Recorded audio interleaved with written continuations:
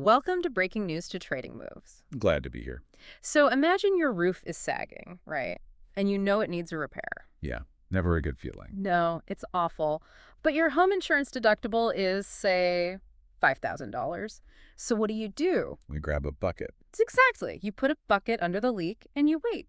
You just wait until you can actually afford to pay that deductible out of your own pocket. Right. And right now, millions of people are treating their own bodies like that sagging roof. It's true, yeah. Because of rising out-of-pocket costs, they are basically putting a bucket under their health issues. And that very specific consumer behavior is hitting certain healthcare stocks directly. Directly hitting them, yeah. We are looking at a headline that crossed the wires recently. Intuitive Surgical shares fell sharply following its latest results. Which caught a lot of people off guard. It did. Management reported slower growth in U.S. robot-assisted procedures. They specifically warned that insurance coverage, rising premiums, and patient affordability are dictating the timing of medical treatments. That's the key right there. Right, because many procedures performed with Intuitive Surgical's Da Vinci systems, they aren't medical emergencies, so patients are just postponing them. Our mission today is to look strictly at this event, break down the mechanics behind the business models involved, and figure out the potential winners and losers in the market. Yeah, that headline really forces a close look at the exact mechanics of healthcare demand. The why behind this headline is, it's the crucial part. Wait, the why? Because we are seeing a distinct change in how patients interact with their health plans. When out-of-pocket maximums and deductibles go up, patients suddenly become highly price-sensitive consumers. Which makes sense. You have to watch your wallet. Exactly. I mean, if a doctor says you need a hernia repair or a gallbladder removal, but you know your deductible just reset, and you will owe, say, $3,000. You're going to look at your household budget first. You look at the budget, yeah. Yep. And if it is not life-threatening, you push that procedure out by 3, 6, maybe even 12 months. Just enduring it. Right. And when patients start making those localized financial decisions, it directly hits the companies providing the hardware and the maintenance for those specific operations. Which brings us to the first group of potential losers, the surgical, robotics, and capital equipment companies. The big players. Right. The main names here are Intuitive Surgical, ticker ISRG, and Stryker, ticker SYK. But let me challenge the premise here for a second. Sure, goes. Intuitive Surgical sells robotic systems that cost millions of dollars each. Hospitals sign multi-year contracts for these machines. They do. So I struggle to see how a temporary drop in hernia surgeries really hurts the bottom line of a company selling multi-million-dollar capital equipment. Are we overstating the vulnerability here? Well, that is a common way to look at it, but it kind of misinterprets how the modern medical device business actually operates. Okay, how so? The reality is that the capital sale of the robot, that multi-million-dollar purchase you just mentioned, is really just the foot in the door. Oh, really? Yeah, the true financial engine of Intuitive Surgical is the recurring revenue. It operates almost identically to the classic razor and blades business model. Okay, I see where you're going. The robot is the razor. The surgical shears, the graspers, the specialized drapes, the energy instruments, those are the blades. So they are making their money on the disposables. Exactly. And it is highly controlled. Many of those robotic instruments actually have digital microchips embedded in them. Wait, microchips in the disposables? Yes. So after a set number of uses, let's say 10 surgeries, the machine literally locks that instrument out. Wow. And the hospital has to throw it away and buy a new one. Therefore, Intuitive Surgical relies heavily on continuous procedure growth. Fewer operations mean weaker demand for those instruments and accessories used in every single procedure. Because they just aren't hitting that 10-use limit as fast. Right. If patients delay surgery because of their deductibles, the robot sits idle for an extra day a week. The hospital isn't buying the replacement blades. That makes the mechanics much clearer. Yeah, when utilization slows down, that high-margin recurring revenue drops right along with it. And that shows up immediately in the quarterly revenue numbers. If the blades aren't being consumed, the revenue stalls. What about the capital equipment side, though? You mean the robots themselves? Yeah. Do hospitals still buy new robots if the current ones aren't being used as much? They usually do not. Hospital administrators are highly protective of their capital budgets. Before they approve the purchase of an entirely new Da Vinci system, they look at the utilization rates of the ones they already own. That makes sense. If patient demand for these elective surgeries becomes less predictable, or, if the current robots are only running at 70% capacity instead of 90%, the administration will completely delay buying the next machine. They'll just wait. Exactly. And Stryker faces the exact same pressure regarding its Mako robotic platform, which is heavily used for joint replacements. If patient volumes drop, the rationale for buying a new Mako system just evaporates. Okay, so if the robot is sitting idle, then it stands to reason the actual implants used during those surgeries are sitting on a shelf too. Oh, absolutely. We need to look at the companies that manufacture those implants and the facilities where these procedures take place. The elective procedure medical devices and hospital operators are the next group of potential losers. Right. For the device makers, we are tracking Boston Scientific, ticker BSX, Medtronic, ticker MDT, and Zimmer Biomet, ticker ZBH. Yep, those are the big ones. And for the hospitals, we have HCA Healthcare, ticker HCA, Tenet Healthcare, ticker THC, and Universal Health Services, ticker UHS. So the mechanics for the device manufacturers follow the exact same logic as the robotics companies. Because it's all volume-based. Exactly. These companies sell products utilized for cardiovascular, orthopedic, and general surgical procedures. Zimmer Biomet is highly sensitive in this specific environment because their core business revolves around joint replacements, like knees and hips. Which you schedule. Right, these are almost always scheduled well in advance. A patient with a bad knee can often choose to endure the discomfort for another 3 or 4 months, just relying on anti-inflammatories. Right, if it means spreading out the financial cost or waiting until they have saved enough for the deductible. Exactly. So softer overall hospital volumes directly hit Boston Scientific and Medtronic because fewer overall procedures simply mean fewer stents, fewer pacemakers, and fewer surgical tools being sold. Yes, their revenue is inextricably tied to the volume of patients walking through the hospital doors for scheduled procedures. But let me push back on the physical hospitals themselves. Go ahead. HECA, THC, UHS, these are massive, diversified healthcare systems. They are huge. They have emergency rooms, intensive care units, oncology wards, maternity wards. I understand they might perform fewer knee replacements, but surely a massive hospital network is diversified enough to absorb a dip in elective surgeries without it becoming a material issue for their stock. Well, to understand why hospitals are so vulnerable, you have to look at how their profit margins are constructed. Okay, lay it out for me. A hospital's business model is essentially a complex exercise in cross-subsidization. Think of a hospital like a commercial airline flight. An airline flight, okay. Yeah. So the emergency room is often like the economy section, or in many cases, flying standby. The hospital is legally obligated to treat anyone who comes through the ER, regardless of their ability to pay. Right, MTELA laws and all that. Exactly.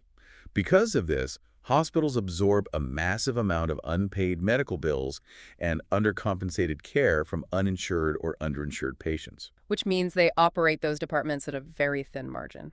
Yeah. Or even at a loss. Or a steep loss, yeah. Now, the scheduled, highly elective procedures, the joint replacements, the robotic hernia repairs, those are the first-class tickets. I see. Those procedures are highly predictable, they are usually covered by good commercial insurance, and they carry very high profit margins. The profits from those first-class tickets literally pay the fuel for the rest of the hospital to operate. I see the dynamic now. If patients balk at high deductibles, the hospital loses the first-class passengers. Precisely. Hospitals are currently caught in a very difficult squeeze. They are facing lower overall volumes for those highly profitable elective surgeries. Because of the deductibles. Right. And at the exact same time, because of broader economic pressures, they are seeing an increase in patients showing up at the ER who are uninsured or underinsured. Oh, wow. This dynamic drastically reduces their most profitable procedures and weakens what the industry calls the payer mix.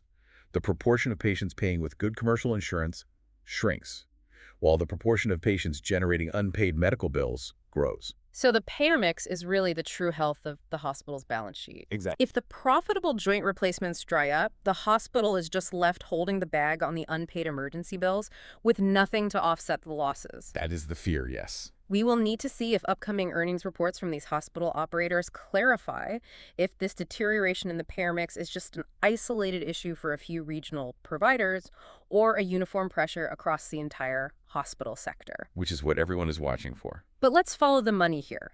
If the hospital isn't getting paid and the device maker isn't getting paid, that cash isn't just vanishing into thin air. No, it's not. It has to be accumulating somewhere else in the healthcare ecosystem. That leads directly to the flip side of the trade. The winners. Yes.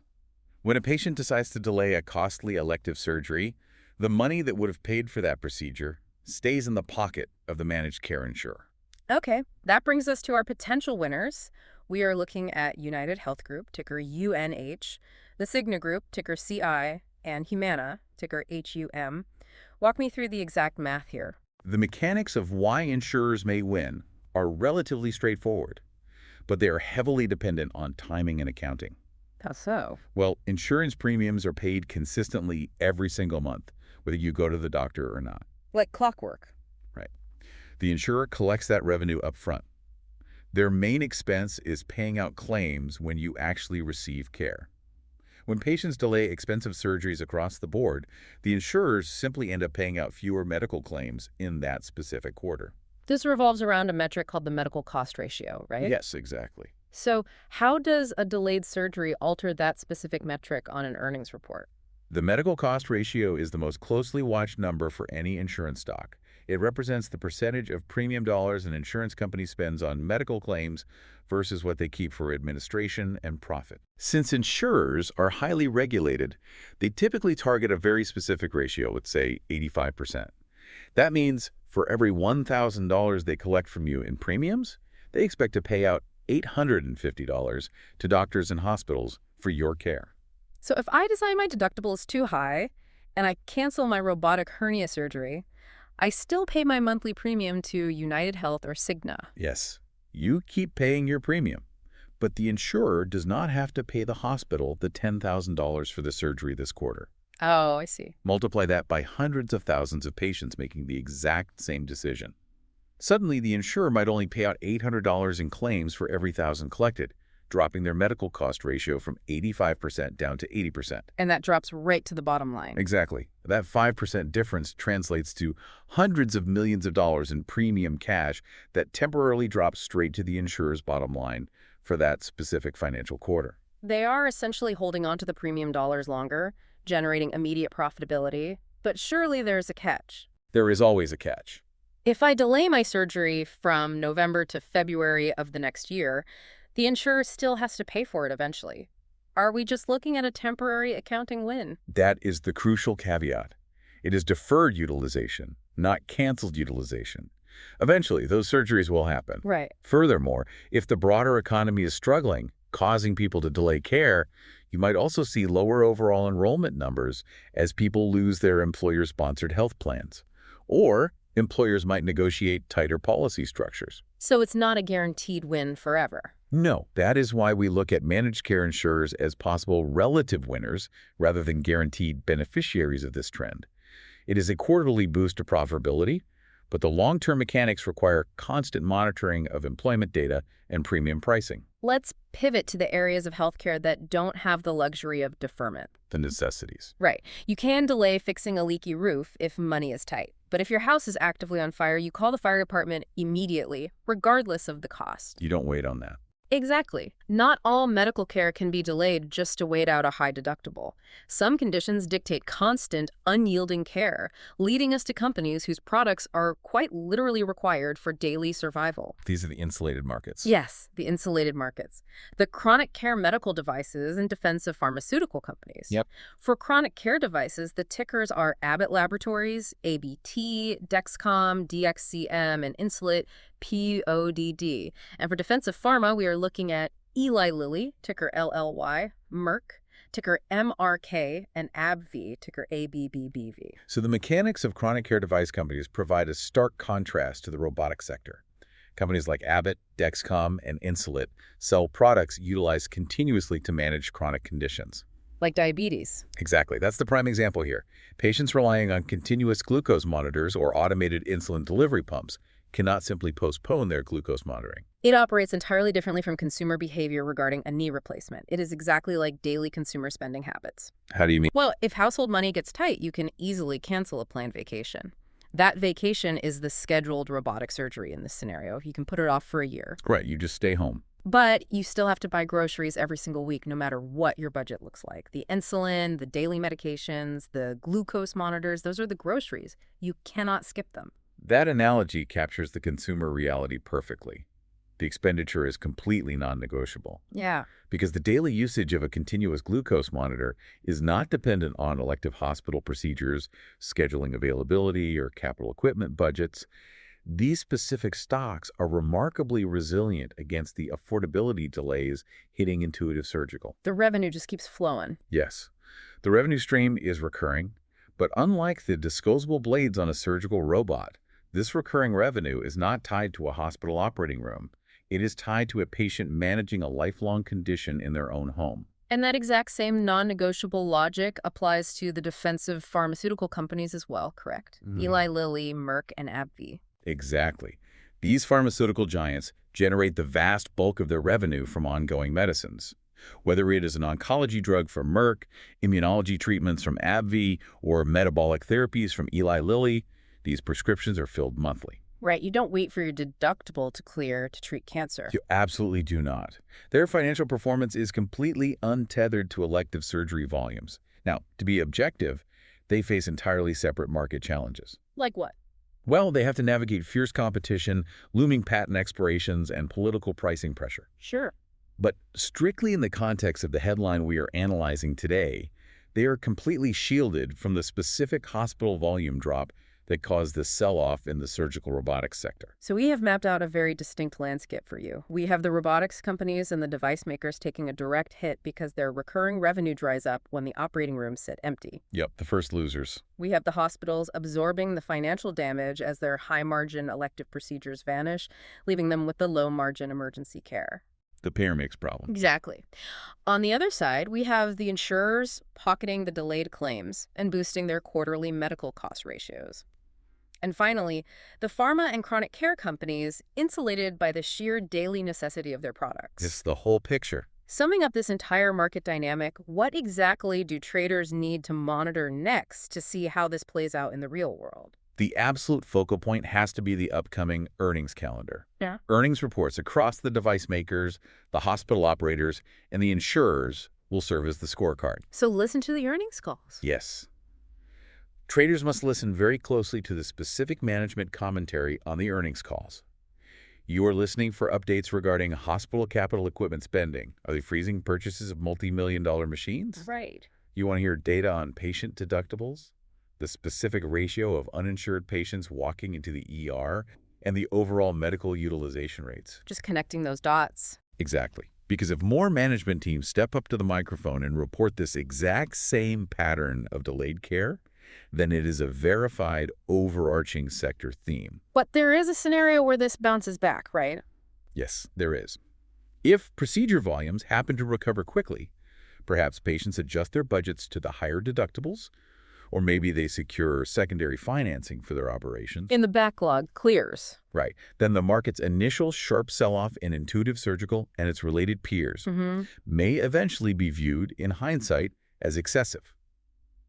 That is the fundamental tension the market is trying to price in right now. I want to leave you with a final thought to consider, something that builds on this dynamic but goes beyond the immediate quarter.